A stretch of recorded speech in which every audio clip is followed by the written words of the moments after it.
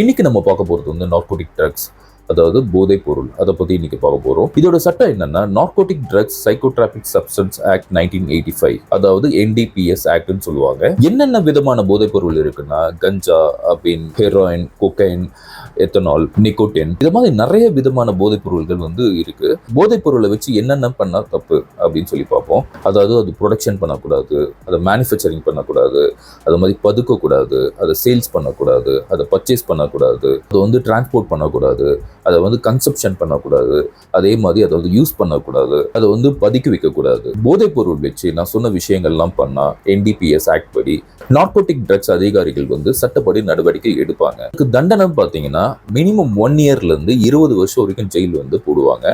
அது வந்து depend upon அந்த கிரைமை பொறுத்து. அதை கன்சியூம் பண்ணாலோ இல்லை நான் சும்மா தெரியாம பாக்கெட்ல வச்சிருந்தேன் அப்படி சொன்னாலோ மினிமம் வந்து 1 இயர் வந்து இம்ப்ரெஸ்மெண்ட் வந்து கொடுப்பாங்க.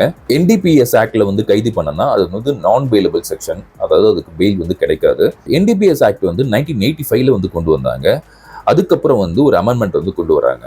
எப்போனா 2014ல வந்து கொண்டு வராங்க. அதாவது மார்பின், ஃபெனடைல் அண்ட் மெத்தோடைன், மூணையும் வந்து நார்கோட்டிக் லிஸ்ட்ல வந்து சேர்க்கிறாங்க. இதுவும் வந்து ஒரு போதைப் பொருள் தான் அப்படின்னு சொல்லிட்டு. இது வந்து பொதுவாக வந்து கேன்சர் பேஷண்ட்டும் ரொம்ப தீராத வலி, உடம்பு வலியோ இருக்கிறவங்க வந்து மெடிக்கல்லி வந்து ப்ரிஸ்கிரைப் பண்ணி வந்து கொடுக்கறது. இதை வந்து போதைப் பொருளுக்காக யூஸ் பண்ண ஆரம்பிச்சதுக்கு அப்புறம் இது வந்து ரொம்ப ரெஸ்ட்ரிக்ஷன் பண்ணி இதுவும் வந்து ட்ரக்ஸ்ல வந்து கொண்டு வந்துடுறாங்க. அதாவது நார்கோட்டிக் ட்ரக்ஸ்ல வந்து கொண்டு வந்துடுறாங்க. இந்த கேசஸ் எல்லாம் யார் பாப்பா அப்படின்னு பார்த்தோம்னா, நார்கோட்டிக் கண்ட்ரோல்ஸ் பியூரோ, அதாவது NCB, இவங்க தான் வந்து இந்த கேசஸ் ஃபுல்லாகவே வந்து எடுத்து பண்ணுவாங்க.